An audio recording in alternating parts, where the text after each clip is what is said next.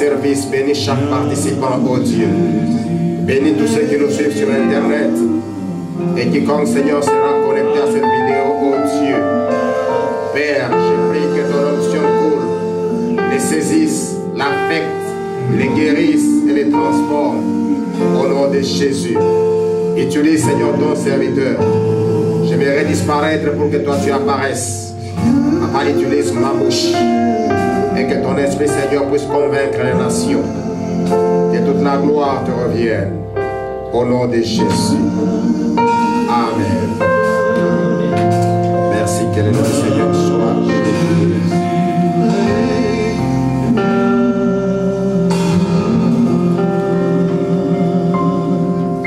Amen. Merci, Seigneur, pour ton règne. Alléluia. Veuillez vous asseoir, que le Seigneur vous bénisse. Merci, notre chorale. Que Dieu soit glorifié. Alléluia. Nous sommes encore très heureux de nous revoir ce matin.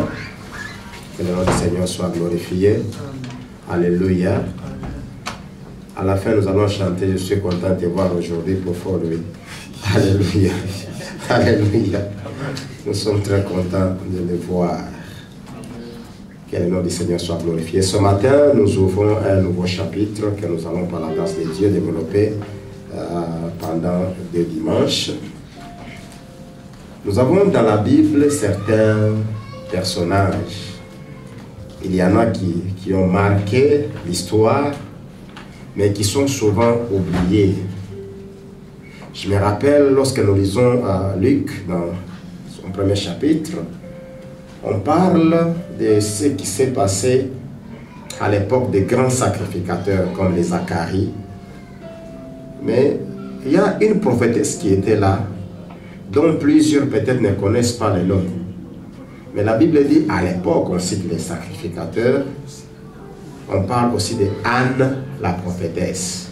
Aujourd'hui, si je parle, je pose à quelqu'un, est-ce que quelqu'un connaît Anne la prophétesse? Tu peux mettre la musique, merci. Quelqu'un connaît Anne la prophétesse? Plusieurs ne connaissent pas. Alléluia. Lorsque vous lisez les Écritures, il y a, je dirais, des grands hommes qui ont marqué leur temps, leur histoire, qui ont marché aussi avec Dieu, mais qui sont souvent oubliés. Si je demandais à quelqu'un à qui tu veux ressembler par rapport au personnage biblique, il y en a qui me diront, je vais me ressembler à Jean-Baptiste. Lorsque j'étais aux Humanités, plusieurs fois, j'ai fait le théâtre et j'ai joué les rôles de Jean-Baptiste. Alléluia. Alors quand j'étais au début de mon ministère comme prédicateur, souvent j'avais toujours l'image de ce que je faisais dans le théâtre. Quand je parlais, je disais, répandez-vous, race de vipères. J'avais cette expression et beaucoup resté en moi. Alléluia, parce que c'était beaucoup utilisé lorsque j'étais adolescent. Parce que j'ai joué plusieurs fois, je crois 3 ou 4 fois, j'ai joué le rôle de Jean-Baptiste dans les théâtres de Noël. Alléluia. Et j'étais connu dans notre institution pour ça. Certains diront, je veux ressembler parce qu'il voit le mont Carmel, surtout s'il a affaire aux sorciers dans son quartier. Quand on demande, tu veux te ressembler à qui? Moi, je vais ressembler à Élie. Alors quand quelqu'un pense un peu à des guérisons autres, on dira, je vais ressembler à Pierre. Quand quelqu'un est en prison, on a toujours des ressemblances par rapport au personnage biblique. Il y en a, bon, finalement on dit, je vais ressembler à Jésus parce que c'est lui le modèle par excellence. Alléluia. Mais il y a des personnes qui sont oubliées. Entre autres, un personnage dont nous voulons parler ce matin, nous parlons d'Eliezer. Qui connaît Eliezer? Eliezer. Eliezer de Damas. Alléluia. Eliezer de Damas, c'était un personnage aussi très important, mais il était domestique. C'est lui qui était le serviteur d'Abraham, Eliezer de Damas, un domestique. Alléluia. Mais cet homme, quand j'essaie un peu de lire son parcours, sa vie dans la maison d'Abraham, ce monsieur a enseigné beaucoup de choses. J'ai tiré 13 points que ce monsieur a enseigné. Et ce matin, le thème, c'est ce que Eliezer nous enseigne. alléluia, c'est que Eliezer de Damas, ou bien c'est que Eliezer nous enseigne. Ou bien je dirais encore, l'enseignement d'Eliezer profile d'un véritable serviteur. L'enseignement d'Eliezer profile d'un véritable serviteur, ou bien c'est que Eliezer nous enseigne. On les cite par-ci par-là, spécialement dans Genèse, mais ce profil nous le tirons dans Genèse 24. Nous allons y aller étape par étape pour comprendre ce que cet homme nous enseigne. Je disais que Eliezer c'était un personnage qui n'est pas beaucoup cité dans la Bible, mais qui a un profil très intéressant que même plusieurs serviteurs de Dieu manquent aujourd'hui. Lorsque nous voyons un peu la vie des serviteurs de Dieu, hier j'étais en train encore de parler avec un frère dans l'assemblée, il parlait des qualités d'un serviteur de Dieu, un homme de Dieu, un prophète, mais quelque part ce monsieur n'a pas connu d'instruction. Quand vous vous asseyez avec lui, vous sentez un peu qu'il y a quelque chose qui manque. Alléluia. Et j'en ai connu des gens pareils dans mon pays, surtout lorsque j'étais aussi jeune que maintenant. Pendant mon adolescence, nous avons reçu des serviteurs de Dieu. Eh bien, certaines notions de savoir-vivre étaient très compliquées pour eux. Alléluia. Ils s'imposaient, et je me rappelle même, il y a un qui était allé demander la nourriture à ma mère. En tout cas, depuis que je suis né, je n'avais jamais vu mon père demander de cette manière. Mais celui-là, c'était un courageux parce que, vous voyez, on les logeait et parfois, quand on voyait les défauts, on ne peut pas parler pour dire il est serviteur de Dieu. Et il y a toujours des gens qui sont comme ça. Mais il y a un profil que quelqu'un peut avoir, même s'il n'a pas une instruction assez avancée. C'est pourquoi la Bible parle du renouvellement de l'intelligence. Alléluia.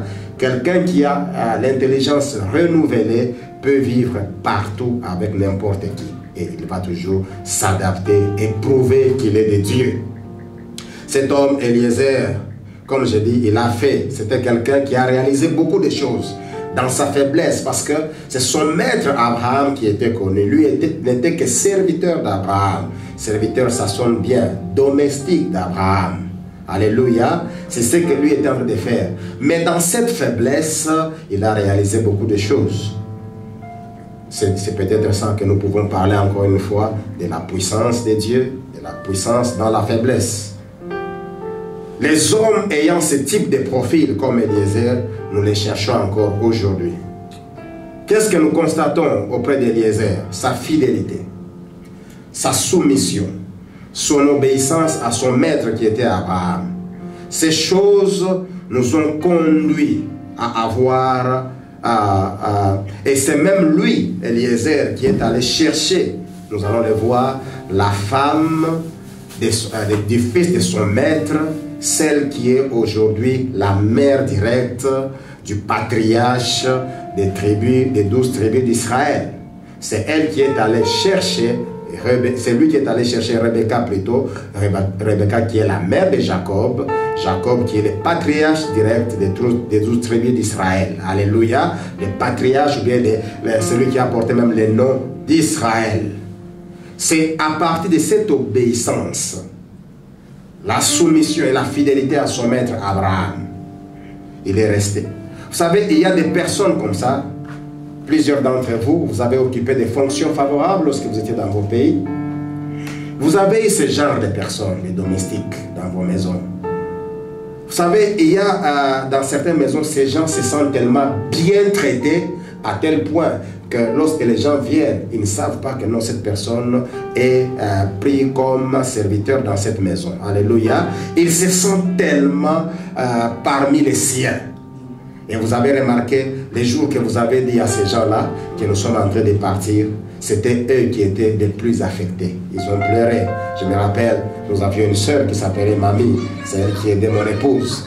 Les jours qu'on lui a annoncé que nous allons partir, elle a sérieusement pleuré. Ses pleurs, c'était plus que même les gens de ma famille. Alléluia, ou bien les gens de sa famille. Ce sont les personnes qui attachent une fidélité à leur maître. Et aujourd'hui, bien-aimés dans le Seigneur, c'est ça que nous voulons voir un peu. Comment marcher. Alléluia. Et nous pouvons nous inspirer. Voilà pourquoi il y a des personnes telles que vous êtes là, ils vous ont marqué également. Vous ne les oublierez jamais. D'ailleurs, s'il y a une opportunité pour l'Afrique, certainement vous envoyez certains biens et vous pensez, non, non, allez donner à cette personne. Elle m'a beaucoup servi. Parce que cette personne était vraiment une personne de famille. C'est comme ça que Eliezer, même le jour que Dieu a commencé à parler avec Abraham, pour ce que Dieu devrait lui donner. Abraham, c'était un homme riche de son époque. Lorsque Dieu a commencé à lui parler, il dit ceci: je n'ai pas d'enfant biologique qui vienne de moi. Je n'ai que Eliezer de Damas, mon serviteur. Regardez quel amour était attaché à cet homme jusqu'à ce qu'Abraham le prenait comme héritier de sa maison. Mais aujourd'hui, quel paradoxe. Dans certaines maisons ici chez nous aux États-Unis, ce sont les chefs qui sont les héritiers. Alléluia. Le monde à l'envers. Que Dieu nous aide. Son profil montre qu'il était un homme qui dépendait totalement à Dieu. Et il mettait toute sa confiance à Dieu. Bien aimé, j'aimerais que nous mettions notre confiance en Dieu. Dans tout ce que nous pouvons faire, c'est Dieu qui t'a créé. C'est lui qui connaît, qui a l'avoir et l'être. C'est Dieu qui t'a donné cette tête que tu as. Eh bien, apprends à mettre confiance en lui. C'est Dieu qui t'a donné ta beauté. La beauté que tu as, c'est Dieu qui t'a donné. À un certain moment, réfléchis et apprends à donner cette beauté à Dieu.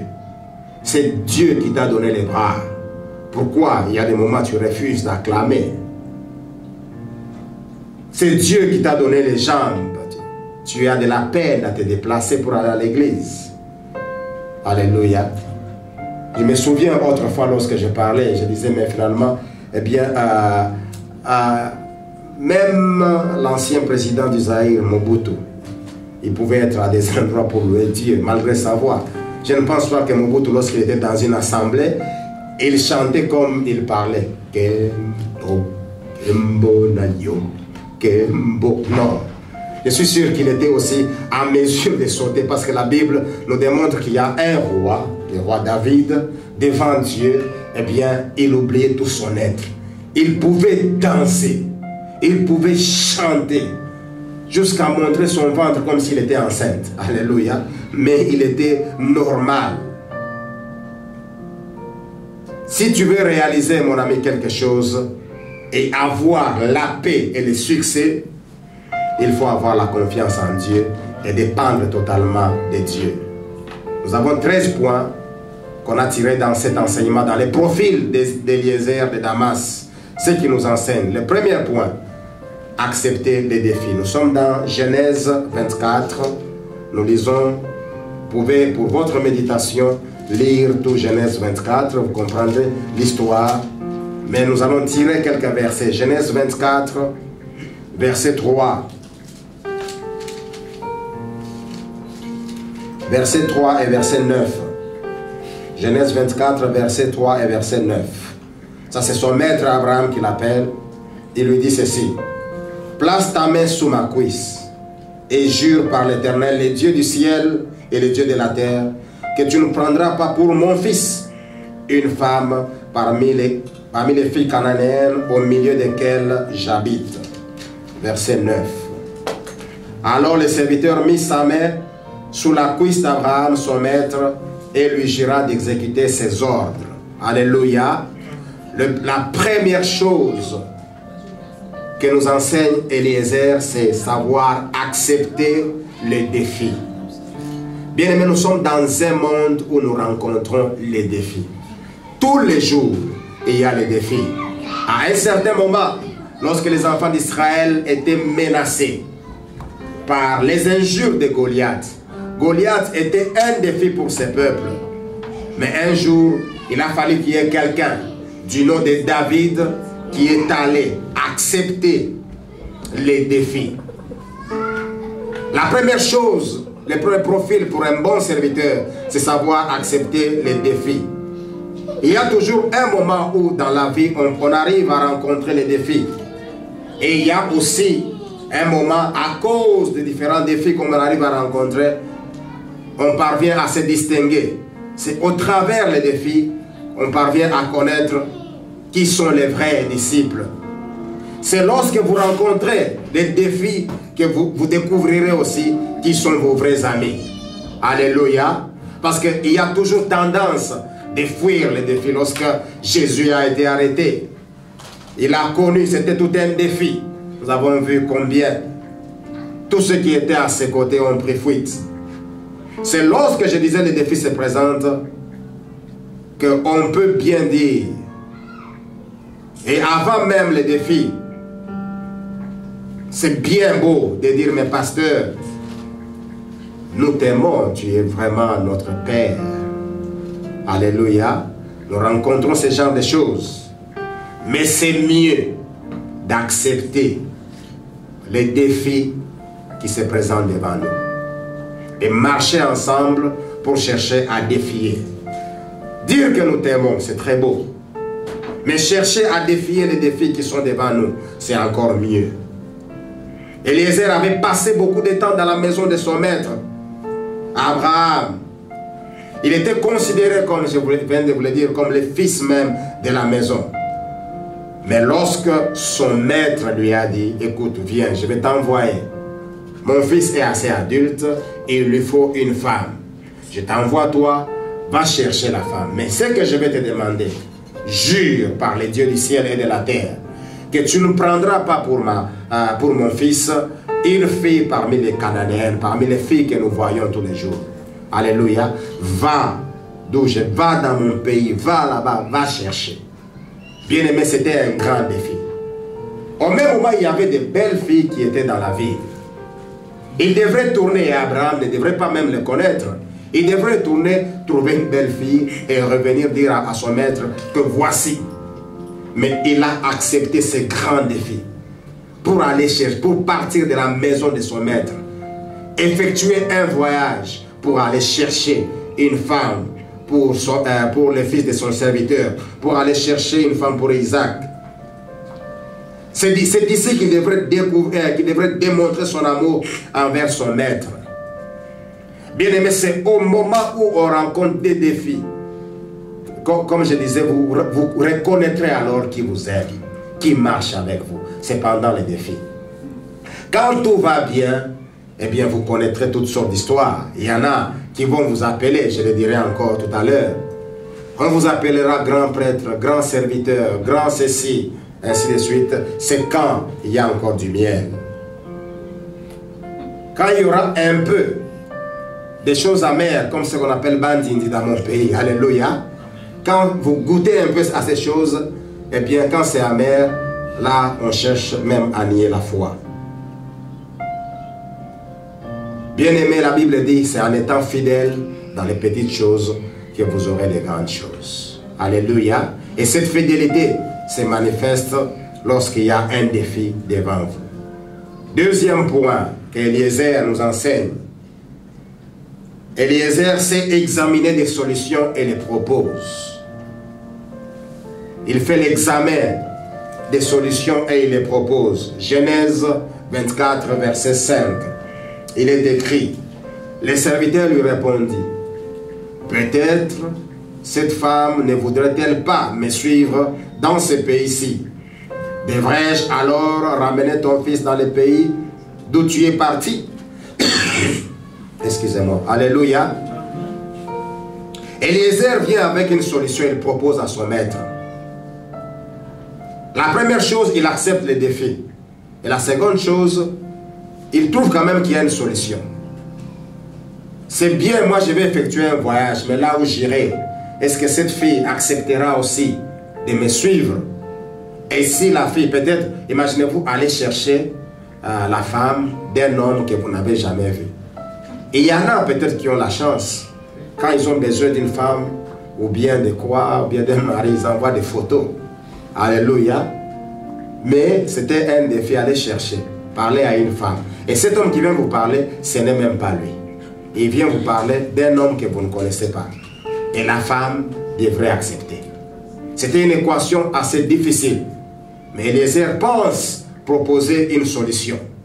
Frères et sœurs, l'équation que son maître posait, je disais, était assez difficile. mais il se propose, il n'a pas manqué, il ne s'est pas imposé pour dire non, non, non, non, maître, ce que tu me demandes là, non, non, moi je ne peux pas le faire. Écoute, non, pas comme ça. Ça c'est quand même l'obéissance aveugle. Je ne peux pas vous obéir comme ça. Quand même, vous êtes serviteur, moi aussi je suis serviteur. Nous avons tous un Dieu. Le Dieu qui vous a créé à son image. C'est lui qui m'a créé aussi à son image. Quand même. Ce n'est pas ce que je vois dans la vie d'Eliezer. Face à une équation difficile, il dit ceci. Il propose à son maître les alternatives. Si la fille refuse, est-ce que je peux? Parce que la fille va faire face aussi à un défi. Accepter d'aller pour un homme que tu ne connais pas. Quelle est la forme de cet homme? Peut-être il est trop court comme ses petits baffes. Alléluia. Ou bien il est très élancé.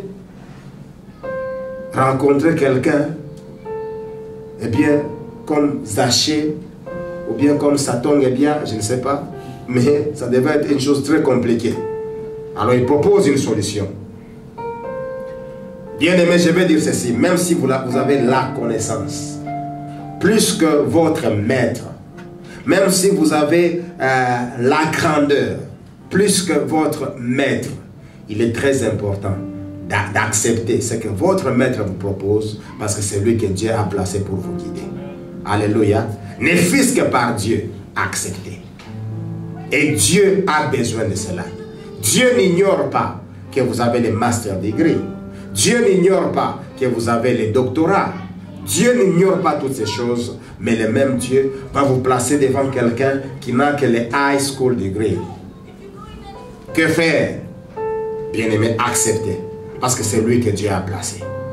Dieu sait pourquoi il l'a placé et Dieu sait pourquoi il vous l'a donné comme guide. Dieu sait pourquoi il vous a donné comme maître. Face à une situation bien aimée pareille, apprenez, c'est ce qu'Eliezer nous enseigne, à être humble en apportant des solutions qui avancent. Non jouer au serpent. La Bible dit, le serpent était l'animal le plus rusé du jardin. Alléluia. Il était dans le jardin avec l'homme et la femme. Mais la caractéristique du serpent, il était le plus rusé. Et ce genre de personnes qui font semblant, nous les avons aujourd'hui. Dans nos familles, nous les avons. Dans l'église, nous les avons. Dans les entreprises. Vous rencontrez toujours les gens qui viendront devant vous, qui viendront auprès de vous, vous proposer, vous donner même des conseils, faire semblant de vous parler de certaines choses. Et ces choses paraissent meilleures, mais ce qui est caché, c'est la destruction. Voilà ce que le diable, voilà le serpent est allé pour parler avec Ève. Il n'est pas allé dire à Ève, écoute, Dieu c'est un menteur, vous savez Dieu là, c'est un menteur. Dieu, quand il vous a dit ceci, Dieu savait, non, non. Le serpent est allé avec douceur. Il prend la parole de Dieu, il change de forme. Il dit, Dieu est un entretien très logique, un entretien très normal. Dieu a-t-il réellement dit que si vous mangez de ces fruits, vous mourrez? Il va y semer les doutes. Combien sont ces personnes dans l'église aujourd'hui? Ces gens qui détruisent l'église. Ces gens qui détruisent le corps de Christ. Une fois une soeur vient me poser la question. Elle dit, mais finalement, j'ai fait face à un adulte qui me pose la question, mais pourquoi tu vas dans telle assemblée? Alléluia. J'ai dit, en tout cas, si j'étais encore Jean-Baptiste, elle dit, race des vipères, pourquoi tu me poses cette question? Ce sont des personnes qui viennent et vous parlent un peu avec douceur, mais l'objectif, c'est de vous détruire, vous amener vers une route autre. C'est ce que le serpent est allé proposer. Mais Eliezer a amené des solutions. Une solution qui fait avancer. Alléluia. L'objectif, c'était trouver une femme. Et lui propose les alternatives. Il dit, qu'est-ce qu'on peut faire? Bien-aimés dans le Seigneur, vous avez besoin, en tant qu'église, en tant que famille, nous avons besoin des personnes autour de nous qui nous proposent des solutions qui nous font avancer. Si vous avez à côté de vous une personne qui vient avec des solutions pour vous détruire, bien-aimés, calmement, gentiment et au nom de Jésus, laissez cette personne. Alléluia. À cette personne vient vous détruire. Mais quand quelqu'un vient, il vous parle. Tant que cela vous fait avancer, accepté. Quelle que soit la peine, Dieu est au contrôle de tout. Quand vous avez accepté, Dieu sait comment il va vous guider dans les autres étapes. Je disais, Eliezer a montré sa fidélité.